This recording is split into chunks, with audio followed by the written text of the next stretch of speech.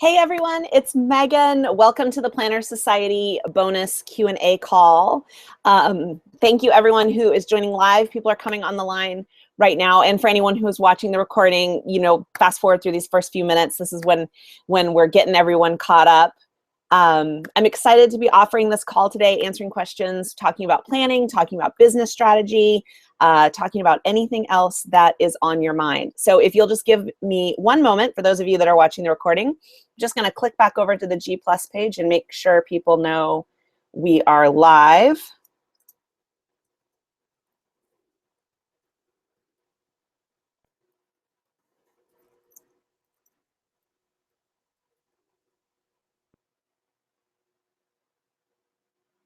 Okay.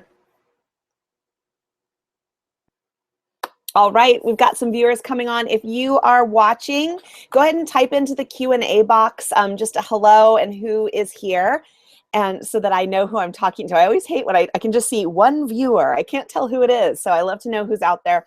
So let me know if you're watching. I have a couple of things that I'm going to share with you all today, but mostly this is going to be a Q&A call. So like I said, we can talk about planning in general, business planning, life planning. We can talk specifically about the Mama CEO Planner and how to use different pieces of it.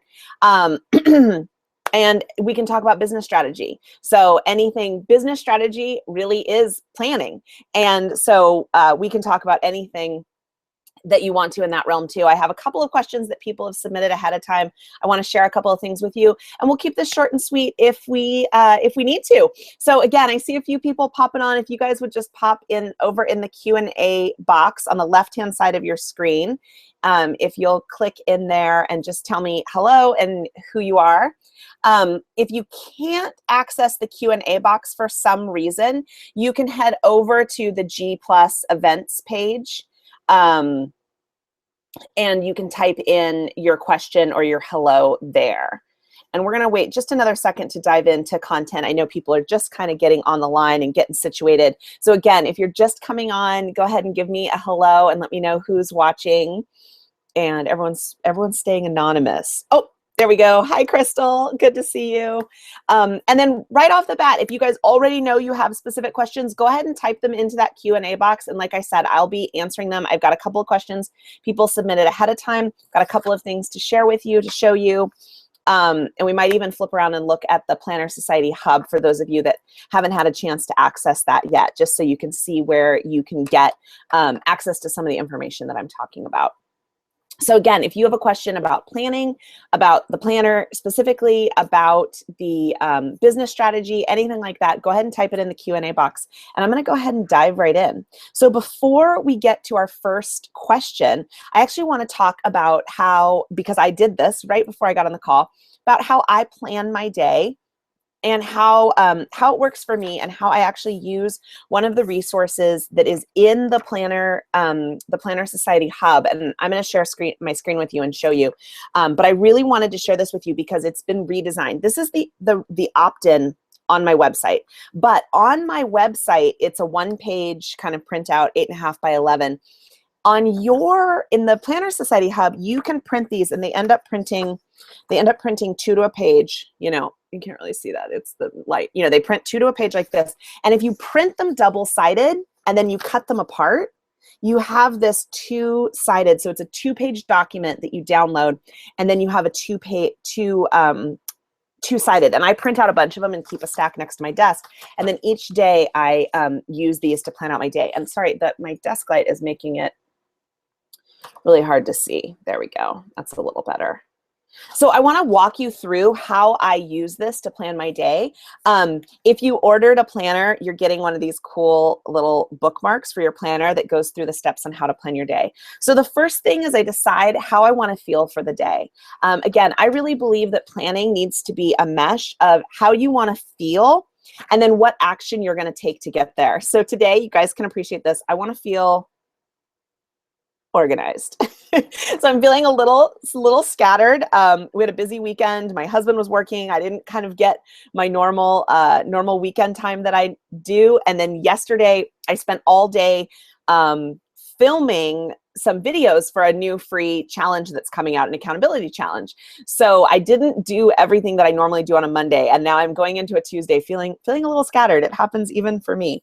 So the next thing is I flip the page over and I think, okay, what am I going to do for myself today? So how am I going to take care of myself? I think it's something that entrepreneurs, especially female entrepreneurs, especially moms, we tend to put ourselves at the bottom of the list. So I actually have a meeting tonight, but I am turning that into a self. Okay, I'm just not going to hold it up. You can't see it. I'm just going to tell you. I'm turning my meeting tonight into a little bit of a self-care because we are going out to dinner for this meeting. So I'm going to really enjoy that and honor that. Instead of I was kind of stressed out about the meeting taking up some of my work time. Nope. It's turning into a self-care item. I get to have dinner with some good friends who are on this committee with me. And then also I'm going to get in bed early tonight. It's one of my favorite ways to take care of myself. So that step 1, decide how you want to feel. Step 2, decide what you're going to do for yourself today. Step 3, fill out your daily calendar. So there's a spot, half-hour increments. I said I wasn't going to hold it up, but I'm going to hold it up one more time. And so I went through and put everything that is on my schedule already, and then highlighted out the times that I still have to work. And the reason I like to do that is because then I have a really good sense of how much I can get done in a day. It's really easy for us to have our to-do lists and our calendars be separate. So we have this huge to-do list and we think, okay, I got to get this all done today. But then our calendar is filled with appointments and client calls and other things that are already scheduled. And then it's not realistic to say, oh, I'm going to do these 10 things today, because you just don't have that time. So this really allows me to see those highlighted, and they're just today I just have some half-hour blocks of time. So I really don't have a lot of time before I have to go pick up my kids from school. So then that's going to really help me decide what's step 5 is decide my today's must-dos based on the time I have available. So my must-dos for today, and even as I was writing them out, I decided to change them because I was like, I'm not going to get all 4 of these things done with the amount of time I have. And so I would rather be realistic. I would rather either decide not to do something or move something onto another day than think, oh yeah, I can do it, I can do it, I can do it, I can cram through it, which I will admit I tend to do a little bit anyway. I'm kind of a perpetual optimist. I kind of always think like, okay, project will go smoother than I think it will, or it won't take as much time. But being realistic and saying, hey, I've got to edit 1 video today. I've got to do some of my client outreach and client support for my current clients, and I've got to do some edits to get to my designer. And I'm just going to try to get through those 3 things today. And even that is a little ambitious, but I had a 4th thing on the list, moved it off the list. Or actually, I had a different thing in there, moved that off the list, swapped a different one in, so that I'm focused on what needs to get done today. Step 6 on this sheet is there's a spot for you to track the things that are important to you. So like I said, I'm getting ready to host an accountability challenge. I've just opened signups for that. If you're interested, it's meganflatt.com/getitdone if you want to sign up for that and join us. But I want to track how many people I get signed up for that. So there's a spot right here on this little to-do list to do that. And then at the end, I'm able to review the day, see what went well, and plan my day for tomorrow. So that is how I go about planning my day. I've already done the majority of it. Now what's left to do is track what happens today and then give myself some time to reflect on what worked and what didn't work today, and plan for tomorrow. And I think that reflection piece is really key. So anytime you plan something out and then you execute on it, you always want to do some reflection, like, did that work? How long did it? I said it was going to take me an hour to write my blog. How long did it take me to write my blog? I encountered that yesterday with shooting videos. I had allotted, foolishly, I had said, oh, it'll take me 2 hours to shoot my videos. It didn't. It took like 5.5. But so now I know, because as part of my review yesterday, it was like, hey, when you have that many videos to shoot and you've got to get everything set up and all of those things, got to plan out a little more buffer time. So that is how I plan my day. And like I said, this sheet, if you want to use it, and if you want to use it 2-sided, it's over in the Planner Society Hub. So lots of people are joining in. Thank you guys. If you want to just pop your name or pop a hello in the Q&A box or over on the G+ page, so I know who's watching and who I'm talking to. And if you already have some questions around planning, around business strategy, anything you want to ask, I have a little bit of content planned, but this is mostly a Q&A call. So please ask your questions so I can answer them. I have a couple of questions that people asked ahead of time, so I am going to answer those. But if you are watching live and you have any questions, hi Stephanie, thank you so much for joining, and Crystal's there. And again, if you have any questions, pop those in the Q&A box right now. Okay, so hi Lane. Thanks you guys for joining. Okay, so one of the questions was about the Planner Society Hub, brand new website. So I wanted to I'm gonna flip my screen around and share my screen with you. Get ready for a minute because this is the point where everyone kind of gets vertigo because there's like crazy screen sharing happening, but you will be able to see. All right, so let me click over here. So this is the Planner Society Hub. When you come, meganflatt.com, Planner Society. The password is Mama CEO Planner. We've got tutorials, video interviews, downloads, and bonus printables. So this is where you access everything. If you have the print and bind version of the planner, that is, there's a video on how to do that right here. Obviously, if you are getting a hardbound planner shipped to you, and that they should be coming next week. Hopefully they ship out later this week. Then you don't need this video. But then this video is how to use your planner. So that's a great one to keep in mind. The Plan Like a Mother planning party was a replay of how to plan out your year, a webinar that I did at the end of 2015 to plan out your 2016. So if you need a refresher on that. And then this is one of my favorite videos, the Creating Your Weekly Workflow video. So that's a great spot to pop in and watch how to block out your time on a weekly basis, how to have kind of that model calendar. We've got our video interviews here. We've got an SEO expert, Megan Clark. We've got meal planning with Lily Steyer, and we've got editorial calendars with Lacey Blogs. And both Lily and Lacey have some templates for you to download there as well. All three of these videos, they're pretty short. I try to keep them between 20 and 30 minutes so you can get some good information. I really think you'll find all of them helpful. Then we roll into the downloads. There's your Q1 download all ready to go. The 2, 3, and 4 will be live as we get closer to those quarters. And then here's those bonus printables. And there's that daily schedule page that I was just showing you. The 2016 Word and Goals printable is a great just printable sheet to remind you of what your theme word is for 2016, what your goals, your big goals are for 2016, and what your big why, like why are we even doing all of this? And it's a printable that you can stick up on your bulletin board or stick over your desk and keep those things in mind all year. We've got a breakdown, a year planning sheet, so boxes for January through December, so you can plan out your entire 2016. Here's the weekly flow sheet that goes with that video up above. A lot of people use this as a weekly planner too, so you're welcome to just print those out as needed. And then we've got a weekly to-do list where you can batch out what you're going to do on a week. So there's spots for obviously Monday through Sunday plus a bonus little note section, and you can say, okay, I'm going to write my blog on Monday, I'm going to do my social media on Tuesday, and you can kind of map out your to-dos that way. So I wanted to just give you a quick tour, and then every quarter there's going to be new bonus printables. The new quarter will come live, a new bonus printable or printables will be added, and a new guest expert interview. And then I may add some more tutorials, especially the replay of this call will be there, and more tutorials, especially as we see what everyone needs. Oh gosh, was I not, that whole time, was I not even screen sharing? You guys, I'm crazy. Okay, now apparently I'm screen sharing. How much are you hating me right now? Well, you just heard me talk through all that, so I'm just gonna go through a really quick, and now you're seeing my Facebook notifications, but here is the Planner Society. Here's those video tutorials, webinar replay, my favorite weekly work schedule video, some awesome video interviews, SEO expert, meal planning with Lily, editorial calendars with Lacey. Here are the quarter downloads. The new quarters will come available as we get closer to those quarters. And then here's those bonus printables. This is the daily schedule page that I was just showing you, words and goals and across like that. All right, so that was ridiculous. Sorry about that. I'm gonna stop screen sharing. Sorry, telling you. Does anyone else feel like they just want 2016 to start about February 1st?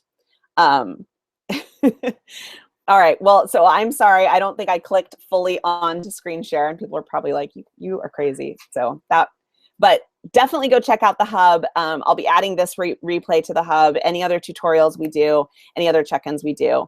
All right. So any questions?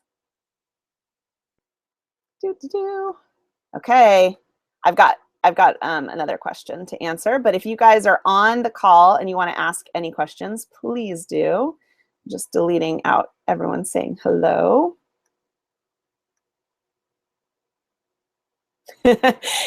Thank you, Lane, for making me not feel completely lame that I wasn't entirely screen sharing with you. Forgot to click one button. But hopefully that description of the hub was still good enough so that you guys can get over there and see what all the things in there are. Okay, so we've got one more question about planning when it comes to limited childcare. So this is a really great question. Okay, hang on, you guys, just deleting out some questions so I make sure that I can see your questions when they come in. So Amanda asked, how do you recommend planning when you have limited childcare? And I know for a fact that her son is also in that stage where he's starting to give up his nap. So this is really tricky. I'm not going to sugarcoat it. This is not an easy answer, especially if you're trying to run a business that needs more than, a couple of hours a week to run. When I very first started, when my daughter was 4 months old, I was basically blogging. I wasn't selling anything at that point. I was able to kind of run my blog in the 45 minutes to an hour I would get for her naps and only on the days that I wasn't at my day job. So it definitely can be done. But once you really graduate to that level of where you're really building a bigger business and you're trying to bring in a significant amount of money and you have client interactions, it gets hard if you don't have dedicated childcare. So unfortunately, that's my first bit of advice, is to get a little bit of dedicated childcare. You can get super creative with childcare though. You can do childcare swaps with friends, or a lot of places like different gyms or athletic clubs or different rec centers offer some drop-in childcare. I know that you could, I know a lot of my clients and myself included, when I had a gym membership at a place where there was childcare, I would put my kids in childcare, work out, and then sit in the cafe for a little while to work. Our rec center offers drop-in childcare. You can do childcare swaps. Girlfriends of mine did a really interesting thing that I loved because it kind of incorporated having some girlfriend time as well. There were 3 of them, and they had a standing Friday play date, like Friday mornings, except only 2 of the moms stayed. So all 3 kids, or there were more, because siblings and stuff, but all 3 families worth of kids and 2 moms would hang out at one of their house, and that 3rd mom would get a chance to whatever she needed to do, whether it was go work out or get some work done, and then they would rotate. So then the next week, 2 of the moms would watch all the kids, and another mom would get a break. So you can get really creative with childcare that way. A couple of my other recommendations are to triage. Really, really focus on what are the most important things in your business and let the rest go. Like, this may not be the time to do a big Instagram campaign unless that's the most important thing in your business. Or maybe blogging on a regular basis isn't the right move for your business right now. If you're working with clients and you're filled with clients and you're getting referrals, then you need to be focusing on client work. Also, from a self-care standpoint, I really recommend that you don't burn the candle at both ends. A lot of times when we don't have a lot of time during the day, we tend to get up early to work and then we stay up late to work. And you can do that occasionally or for a short amount of time. If maybe your daycare is closed for a week, then you could burn candle at both ends, but that can't be a business strategy. It's not going to be sustainable for your business. Obviously, hiring things out. We tend to default to hiring out childcare, which is great. And that's what I was talking about at the beginning. But there's other things in your business or in your life that you can hire out as well that may be less expensive. So it may be less expensive to have someone else schedule and post your blogs than it is to have childcare for the time while you schedule and post your blogs. So think about how you're spending your resources as well. And then get really specific with what needs to happen each day. And this goes back to what I was talking about. Get really realistic. You can't get 6, 8, 10 hours worth of work done while also caring for a young child.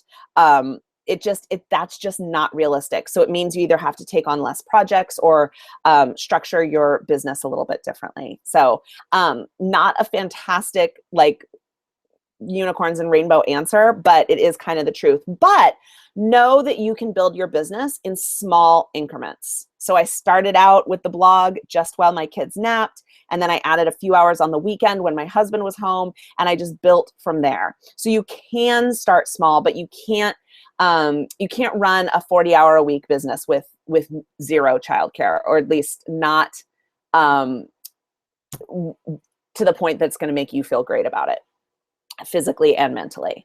Okay, so Stephanie wants to know any tips on how to create a marketing plan when you have limited time to learn all the million different options about marketing. Oh my gosh. I mean, I feel this about everything. Like, it's kind of the pro and con of the internet age. We can learn how to do anything. There's a million different ways to market your business. There's a million different tools to learn.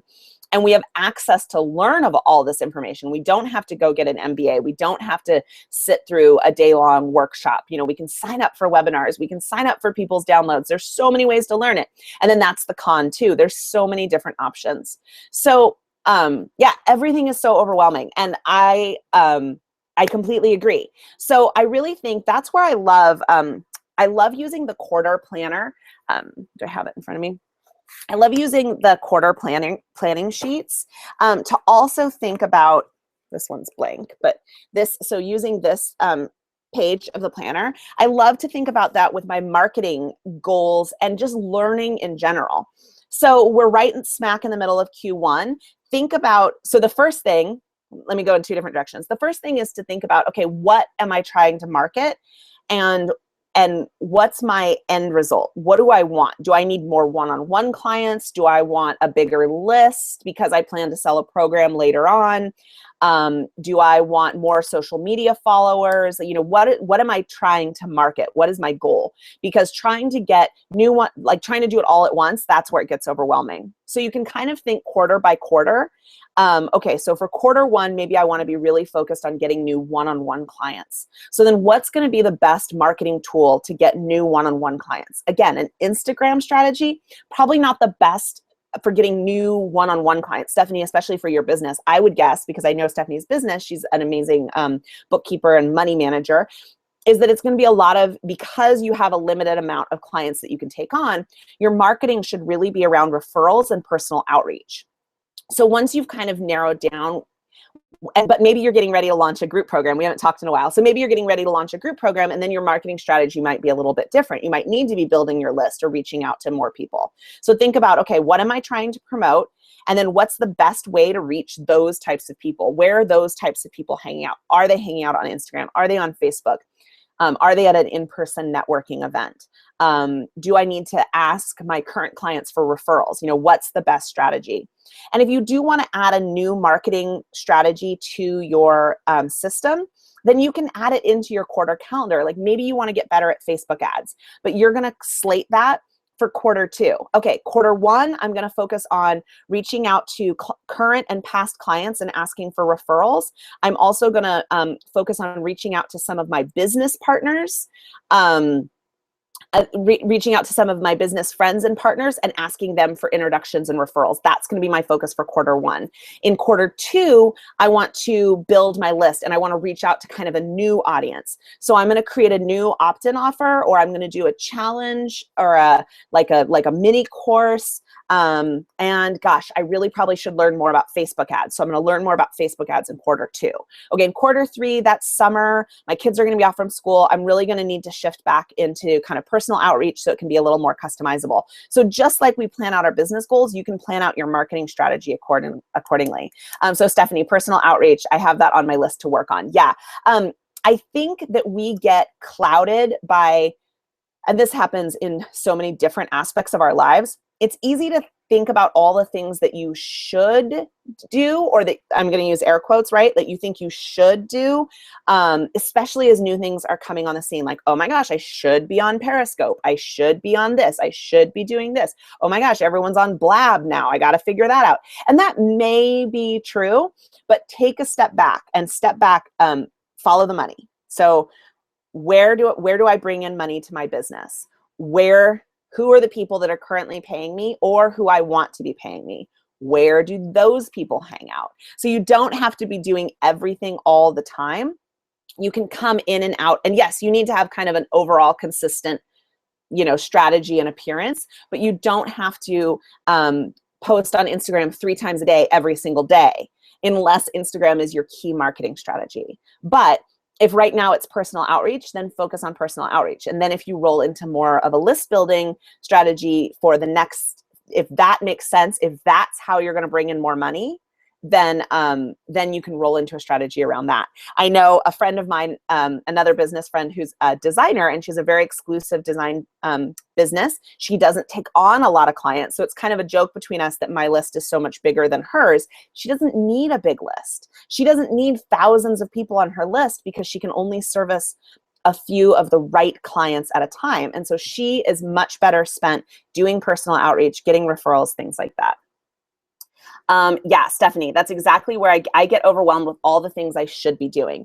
So flip it around. So instead of starting with how should I be marketing, start with you're at the end, like you finished the marketing, you've got a full slate of clients.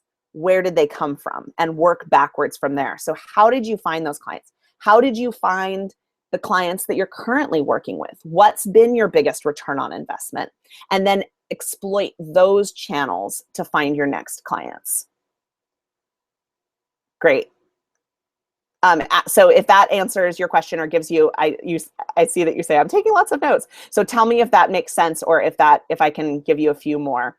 Man, the trap of the should is really, it's really a hard one. I should volunteer in my kids' class more. I should be on Snapchat. We tend to we throw that in. And especially with all of the social media that we're all privy to, then we see what other people are doing. It's like, oh my gosh, that person's doing that. That person's doing that. I totally do it too. It's like, oh, maybe I should be doing this, or maybe I should be saying this. So start at the end. Where do my clients come from? Where's the money? When all else fails in your business, follow the money. All right, any other questions? Good, thank you, Stephanie. I'm glad that was helpful, and feel free to reach out if you want to brainstorm some other ideas. All right, you guys, I've exhausted my questions that people had for me. I've shared with you how to plan my day. Stephanie and I talked about marketing techniques. So what other questions? I'm just going to click over to the G+ page, see if anyone posted a question there.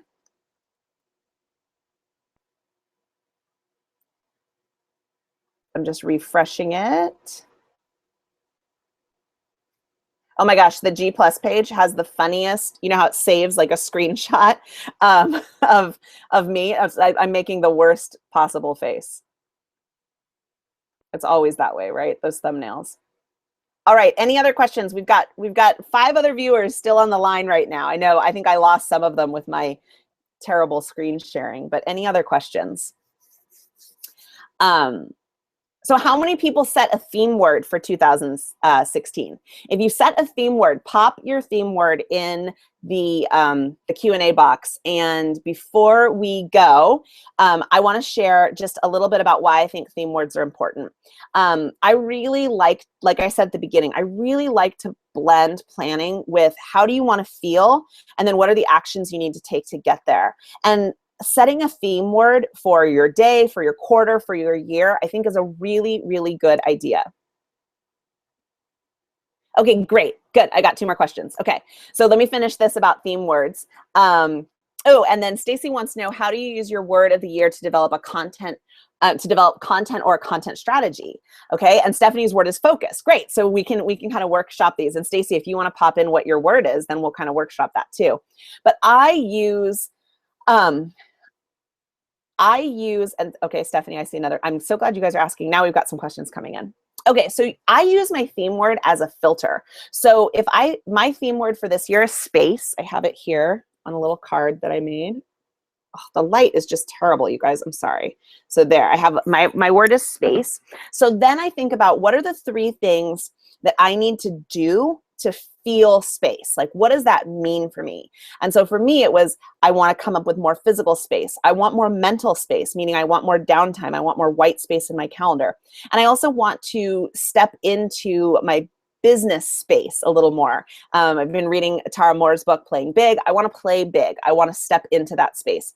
So once I have a definition of what that means, then I start breaking it down again. Okay, what action steps do I need to take to have more physical space in my house? What action steps do I need to take to have more white space on my calendar? What action steps do I need to take to play bigger, to step into the space that I want to be standing in? So once I go from how I want to feel, then I'm able to break it down into action steps.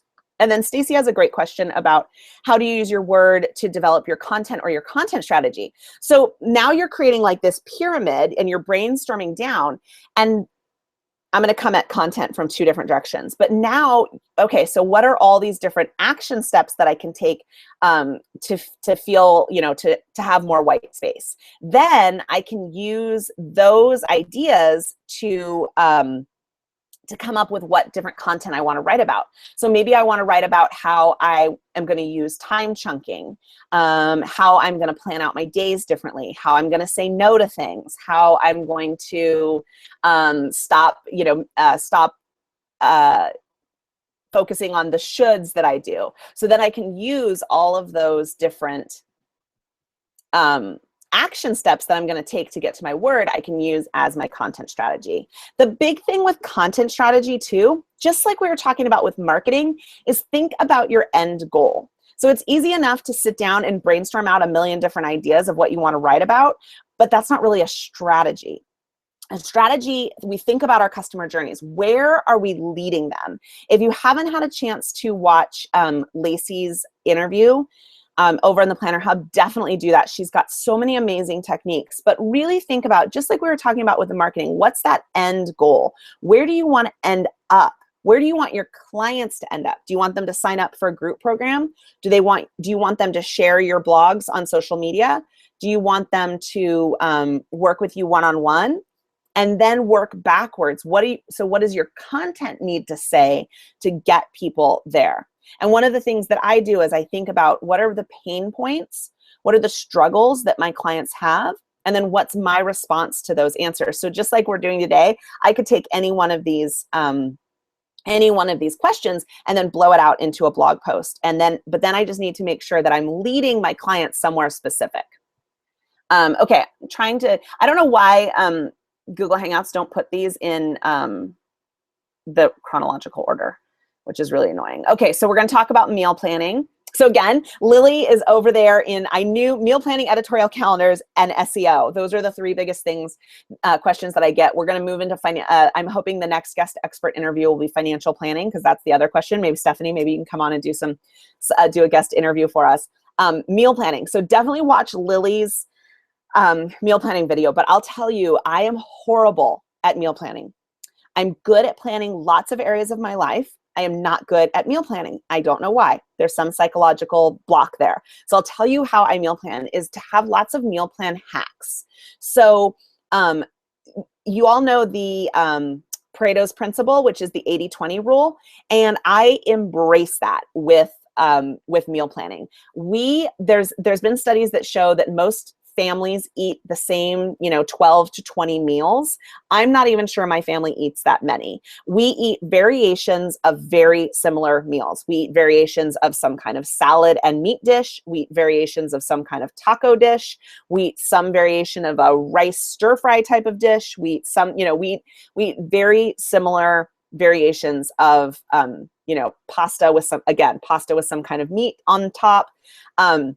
So mapping out what those different buckets are, and then how you can manipulate them and use leftovers. So we might do chicken one night and then chop up the chicken on the salad the next night. And we kind of always go in that order. And I put my meal plans down I had a page taken out of here. I put my meal plans. You can see there's not even a meal plan in for this week because that's how bad I am at it. I put my meal plans down in this block down there. Definitely watch Lily's video. She's got much better tips, and she talks about how to use seasonal foods and how she spends time on Sunday and how to plan it out. Okay. All right. So we've got meal planning. Wait, hang on. Oh, Stephanie says she's going to come do a guest expert interview. So done. You heard it here first. Excellent. Ooh, yeah, Crystal, we'll totally talk about videos. I love it. I'll tell you where I am right now. And your theme word is intentional. I love that. That's a great filter word. Because now you can ask yourself every task on your to-do list should make you feel intentional. And if something on your list doesn't make you feel intentional, then you need to figure out a way to get it off your list. Delegate it, hire it out, assign it to someone else. Okay, Stacy says her theme word is creation. Hang on, you guys, I'm just clearing these out. Okay, your theme word, oh, curation, sorry, curation. And I really want to show how people can curate their everyday life through my blog and Instagram, but I haven't figured out how yet. I'm hoping from a business strategy standpoint to using curate. Okay, so I love that. So start with, okay, what does curate even mean? And again, I'm going to direct you to Lacey's video because she walks you through her formula, which she calls, it's IAIDA, which I'm going to mess up what they actually stand for. But you want to, it's all about kind of introducing an idea, doing the ask, engaging your audience, all of these different steps. But I would start with, okay, why? Go through the questions. Why do people want this curate their everyday life? How do they do that? So then you can have some specific how-to posts. Where are they going to struggle with that? Go through the who, what, when, where, why, how questions and answer those questions. And then also decide what are people, so from a business standpoint, what are people buying from you? Where are you leading them to? So right now, is it just growing your blog and your Instagram following, which is a completely legitimate, especially when you're building a lifestyle business and you're just focusing on content. So in that case, you want to have lots of things for people to share.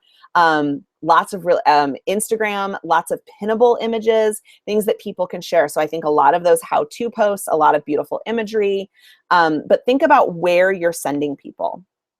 Okay, so if you guys go, see, because I didn't screen share, you want to see if I can do it again?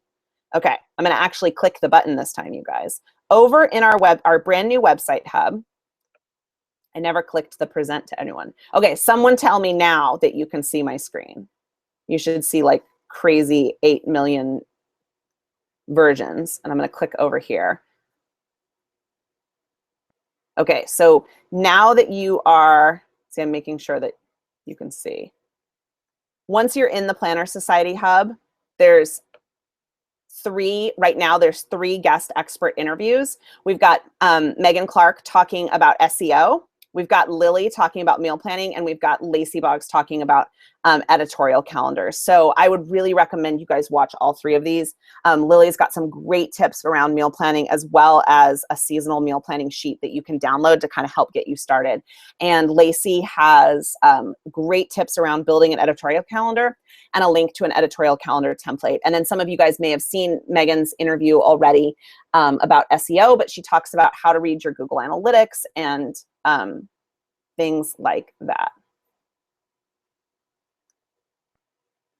Okay, so that's where that, and then also cheflily.com is her website, so you can check it out over there. Okay, and then Crystal has some questions about video, which is super fun. She wants to start doing more video. How would you recommend decorating your background? It's you're in a frog with a sloped ceiling, so it's not so pretty. So I'm in my garage right now. I'm going to tip the screen up. You guys see? Like there's Christmas decorations back there. I am in my garage. This behind me is a fake wall. It's a piece of plywood covered in, it's a fake wall covered in wallpaper, and just some furnishings, some things, staging. I've got like an IKEA table here and some stuff, a couple of trips to Home Goods. And before I had my fake plywood wall, I had these curtains right here that are just sliding curtains that would cover all of the the extra toilet paper and everything that people keep in their garage. And they're just curtains from IKEA that could slide across and make a room. So that's how I decorate. Just making sure that you are, a couple of things about video, light and sound. So making sure you're mic'd. I just use my iPhone headphones. If I'm doing something casual like this, I just keep it in my ear. If I want it to be a little more professional, I'll run it up my shirt and pin it, hidden in here. Making sure that you have light. Right now I'm just using my desk light, and I situate myself so I'm facing a window, but I also have an inexpensive set of studio lights that I set up. I got them on Amazon. They were less than $100. Before I had my studio lights from Amazon, I used Home Depot. I used like the big clamp lights from Home Depot to light up. So it's really easy to set up. It's really easy to set up a little video studio for yourself. So Crystal, let me know if that helps. And I shot videos yesterday, and I did a little behind the scenes pictures and video too. So I don't know what I'm going to do that yet. Maybe it'll be an extra tutorial video somewhere, but I'll share that with you all. All right, you guys, any other questions? Lane, did you have a question and I deleted it on accident? I feel like you had a question and I don't see it now. Did I accidentally delete it? Wait, hang on. I'm going to go back to my answered questions real quick. I don't know how to do that. Lane, if I didn't answer, if you had a question and I didn't answer it, pop it back in. Okay, you guys, any other questions? We're going to wrap up here in just about 5 minutes, but if anyone else has any questions they want to ask, again, go check out the Planner Society Hub. It's meganflatt.com/Planner Society, and then the password is Mama CEO Planner, and you can access all of that content in there. There's tutorials. Again, I'll put this webinar recording up there. And then let me know if you guys enjoyed this. And I'll host some of these Q&A calls periodically just for the members. Okay, I'm just going to give it another couple of seconds. Thank you guys so much for joining. Oh, good. Good, Stacy. I'm glad that was helpful. And let me know. I feel like I didn't do a great job on how to use your Word for content. So if you want to email me, megan@meganflatt.com, we can always have an email conversation about it. Definitely watch Lacey's video. That'll help you a little bit. I love what you're thinking about. Just think about again, just like we were talking about with the marketing, think about your end product. What do you want? What's the action you ultimately want people to take? And then create your content around there. All right, you guys, thank you so much for coming. Thank you for taking the time out of your day to join us. Feel free to email me. Again, it's megan@meganflatt.com, or find me on Facebook, and I will talk to you all soon. Okay, bye.